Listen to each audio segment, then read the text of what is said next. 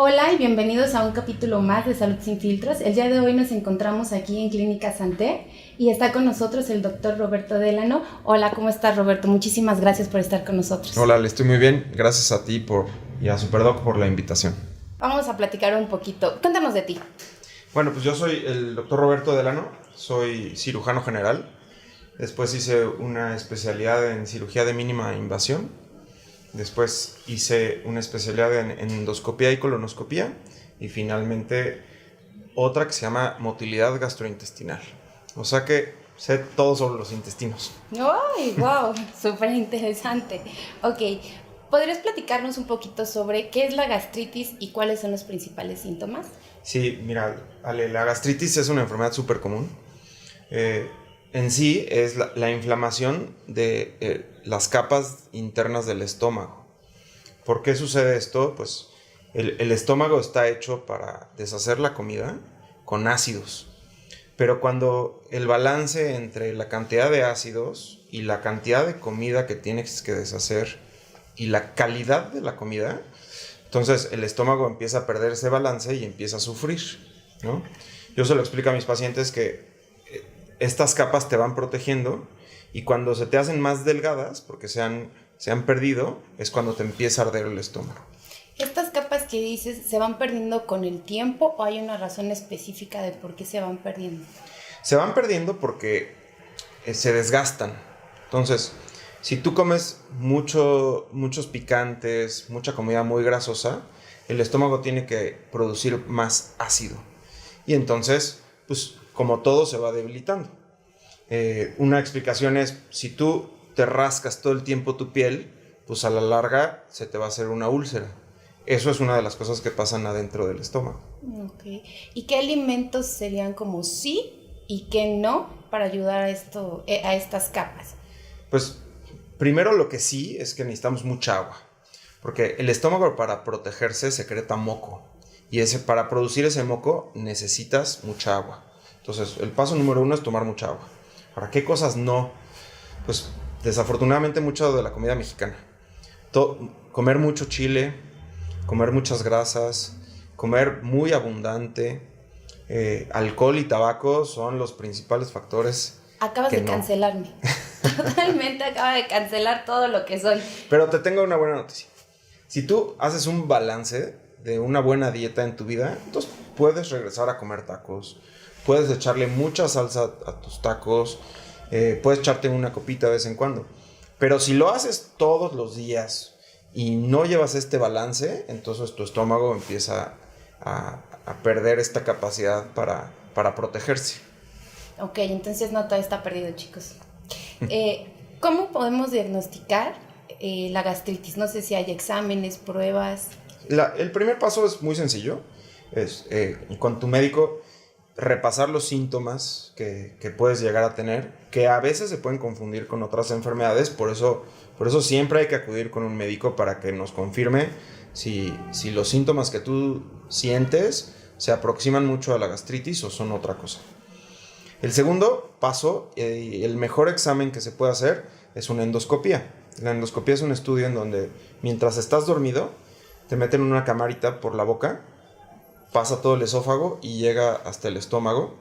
Y es muy bueno porque podemos ver por dentro, podemos ver si está rasgado o no, podemos tomar biopsias y aceleramos mucho el proceso del diagnóstico. Ok. ¿Y qué tratamientos tenemos ahorita al alcance para poder tratar la gastritis? Pues empecemos por lo básico. Si el problema es la dieta, entonces el primer paso en un tratamiento adecuado es revisar qué comes y regresarte a una dieta muy saludable. El segundo paso ya involucra una serie de medicinas que unas ayudan a contrarrestar el ácido. Estos son comúnmente llamados los antiácidos. Y luego hay otras medicinas que disminuyen la secreción de ácido en el estómago, ¿sí? Y hay una tercera línea de medicamentos que hacen que el alimento que está dentro de tu estómago pueda avanzar más rápido para que no se produzca tanto ácido. Entonces, el secreto para tratar una gastritis es determinar qué tipo de medicamento necesitas. Si un antiácido o bajarle al ácido o que el alimento avance más rápido, ¿no? Okay. Creo que es muy importante mencionar, hay muchas personas que cuando sienten como este dolorcito, esta acidez, este dolor, que nosotros nunca tenemos conocimiento de que realmente tenemos la gastritis o no, somos muy propensos a automedicarnos. Creo que es de los medicamentos número 1 que se consumen, por lo menos aquí. No voy a decir nombre porque no quiero que lo vayan a consumir, chicos, pero ya sabemos cuál es, ¿verdad? Sí. Entonces, ¿qué nos puedes decir para que no lo hagan? Pues tienes razón, este es un medicamento de los que más se venden en el mundo y también pues ya son muy conocidos por las abuelitas y las tías que siempre están recomendando esos medicamentos. Pero como te decía, muchas veces se puede confundir una simple gastritis con reflujo y el tratamiento es parecido, pero tiene sus peculiaridades. O se puede confundir la gastritis con problemas en la vesícula biliar, ¿no? O se puede confundir una simple gastritis con problemas más fuertes o más peligrosos dentro del estómago. Por ejemplo, el peor de los casos es que tú te diagnosticas o te autodiagnosticas con gastritis, pero lo que pudieras llegar a tener es un cáncer. Los síntomas son muy parecidos y entonces es ahí donde un doctor te puede decir, mira, yo creo que tienes muchos riesgos, vamos a hacer estudios más avanzados, o por el contrario, quizás no tienes tantos riesgos, vamos a hacer un buen tratamiento. Claro. Para finalizar, ¿nos puedes platicar un poquito qué relación tiene la gastritis con el estrés? Pues tiene mucho, ¿no? Y esto mucha gente piensa que es un mito, porque lo describieron los grandes sabios de Grecia desde hace muchísimos años, pero sí hay una relación muy directa entre tus sentimientos con el estómago. Y como yo lo explico, es que todo tu cuerpo está conectado. Es imposible que esté separado tu cerebro de alguna parte de tu cuerpo, porque el cerebro manda para todo. Entonces, como todo está conectado por cables, por nervios, pues tu cerebro manda la orden de que ya vas a comer. Entonces, en ese momento tú empiezas a salivar. Y también en ese momento tu hígado empieza a secretar algunas sustancias y enzimas para poder empezar a guardar energía. Tu páncreas, por otro lado, empieza a secretar insulina para que tú puedas meter ese azúcar que te estás comiendo a tu cuerpo. Y el estómago también. El estómago empieza a prepararse para recibir mucho alimento. Entonces, cuando uno está muy estresado, pues el estómago no sabe si es porque estás triste, porque tienes que pagar la nómina o porque estás enfermo. Pero hace lo mismo, secreta mucho ácido. Entonces, la gente que tiene una personalidad típica de siempre estar ansioso, siempre estar nervioso, tiende a producir mucho más ácido. Y esos pacientes tienen más gastritis. Muchísimas gracias, Roberto. Continuamos en el segundo bloque con el doctor Roberto. Ahorita vamos a platicar un poquito más general sobre la obesidad y las cirugías bariátricas. Y bueno, más adelante vamos a tener un especialista que nos ayude con todas estas dudas y este tema tan interesante. Roberto, ¿cómo estás? Ale, de nuevo. Bien. Ok, cuéntame un poquito sobre la obesidad en México y sobre con qué tan frecuentemente se realizan hoy en día las cirugías de obesidad. Pues una muy buena pregunta, Ale. El problema de la obesidad en México es terrible. Ya estamos a punto de ser el primer lugar después de Estados Unidos. Y todo esto ocasiona problemas de salud muy importantes ya desde los niños y niñas hasta la edad adulta. Y el problema con la obesidad es que pues, la consecuencia es fatídica. O sea, las personas que son obesas padecen de infartos, padecen de que se les tapan las arterias, problemas articulares, les da diabetes, que también es un problema muy importante en México, hipertensión. Y entonces, antes de que existiera la cirugía para obesidad, o como se le conoce como la cirugía bariátrica, pues las herramientas que teníamos nosotros como doctores eran pues, hacer ejercicio y la dieta con el nutriólogo y algunos medicamentos para bajar las grasas. Y por otro lado, pues el tratamiento de la diabetes y la hipertensión y el colesterol pues solamente con medicinas para tratar de controlarlo. Y con el paso de los años, de cómo se ha venido desarrollando la cirugía bariátrica, pues se ha logrado adecuar o especializar tanto la técnica que ya hay muy buenos resultados con los cirujanos que hacen cirugía bariátrica para poder bajar de peso, mantenerse en ese peso y que se te minimicen, incluso en algunos casos hasta que se te curen las enfermedades como diabetes e hipertensión. Y entonces ya es una cirugía que se hace muy común aquí en México y en todo el mundo. La cirugía para obesidad, ya sea una manga gástrica, un bypass gástrico o todos sus derivados que tienen diferentes ya detalles, pero son cirugías que se hacen mucho. Ok. ¿Cuáles son las indicaciones que se consideran para realizar una cirugía bariátrica? Pues todo empieza por el peso que tú tengas, ¿no? Midiéndote una cosa que se llama el índice de masa corporal. Tu cirujano bariatra y tu nutriólogo te pueden decir, mira, ya estás en sobrepeso o ya rebasaste nomás estar en sobrepeso y estar en obesidad grado 1, grado 2, grado 3 o grado 4. Hay diferentes nomenclaturas que se tiene para eso. Entonces ese es el primer paso, que tú realmente estés en una obesidad, ¿no? El segundo paso es pues que tú hayas intentado en numerosas ocasiones intentar bajar de peso sin éxito, que es algo muy frecuente. A todos nos ha pasado que hacemos la dieta en Navidad y bajamos unos 5 o 10 kilitos, pero después los volvemos a retomar.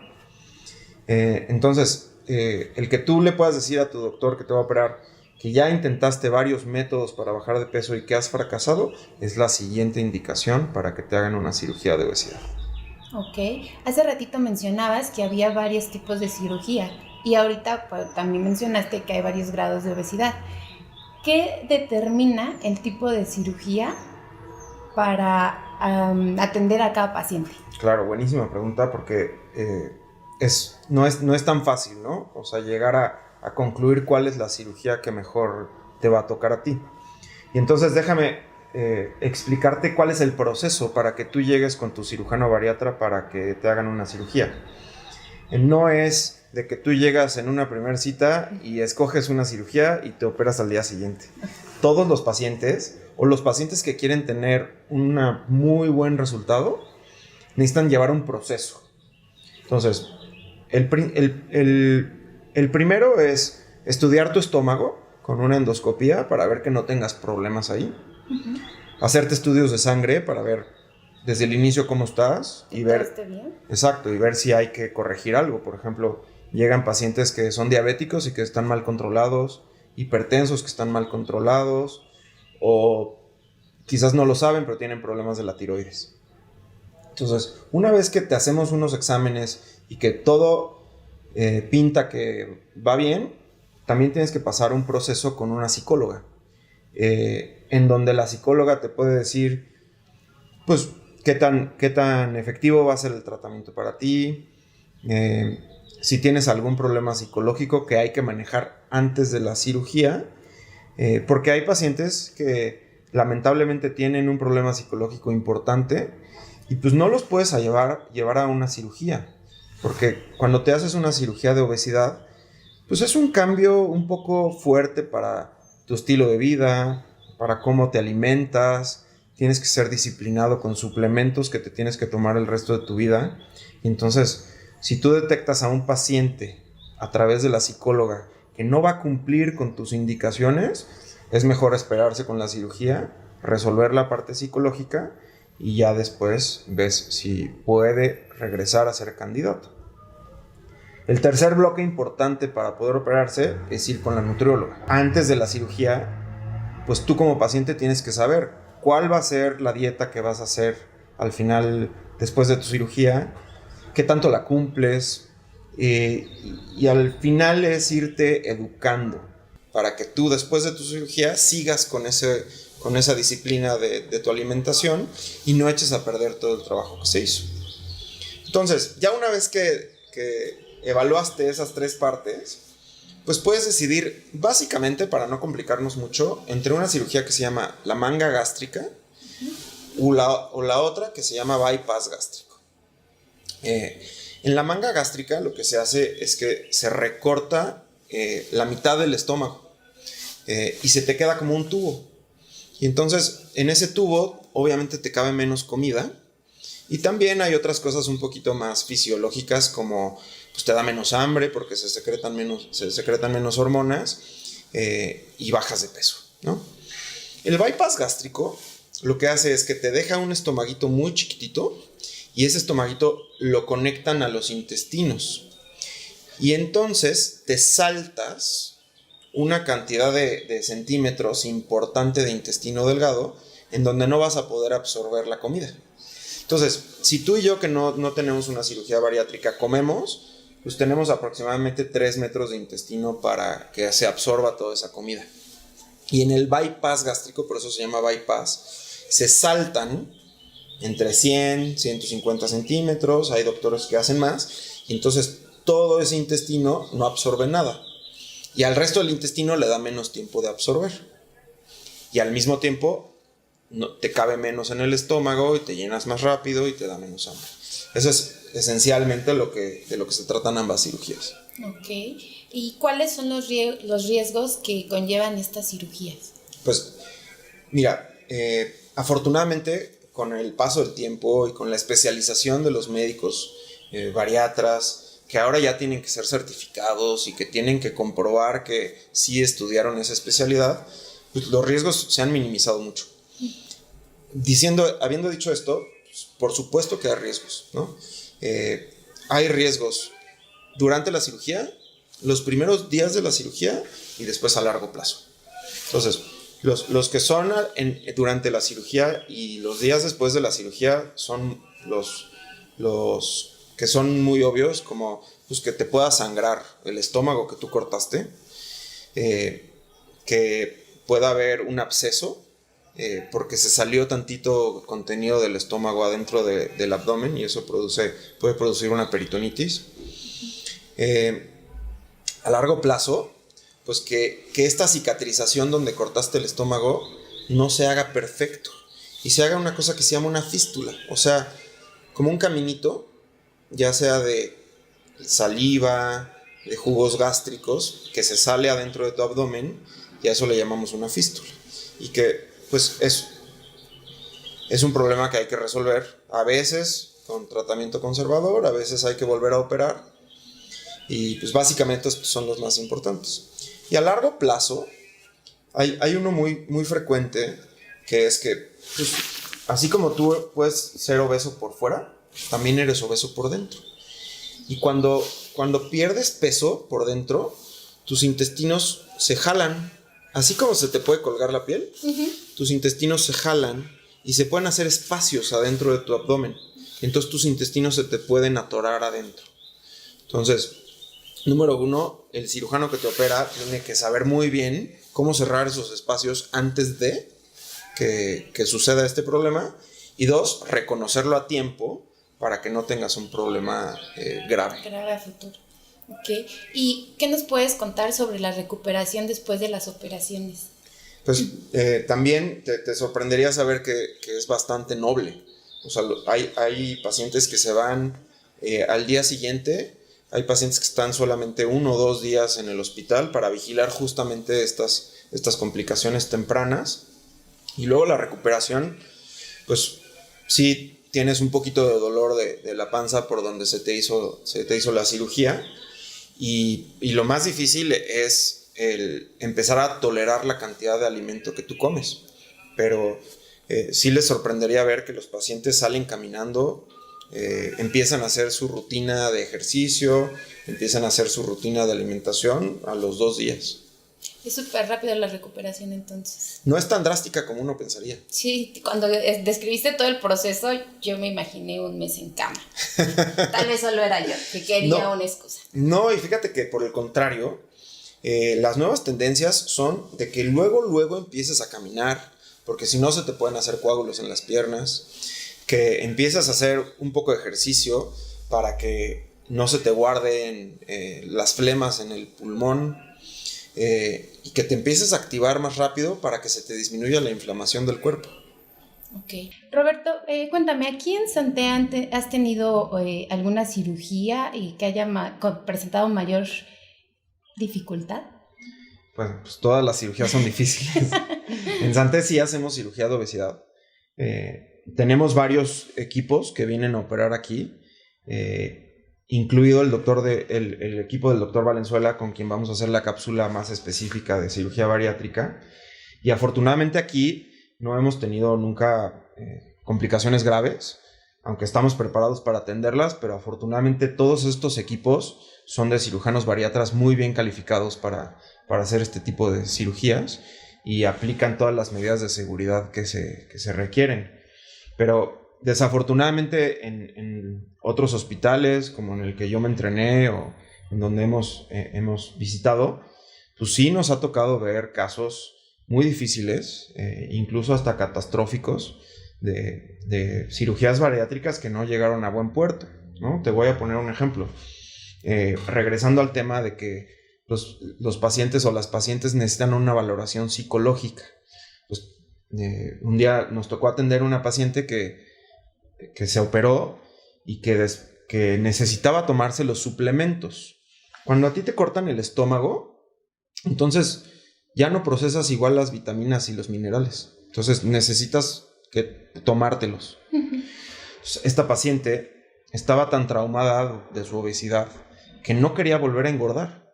Y entonces mintió mucho tiempo sobre la ingesta de sus vitaminas, y se le produjo un problema muy importante en el hígado y no pudimos rescatarla y perdió la vida, ¿no? Este es de los casos más extremos que yo he visto.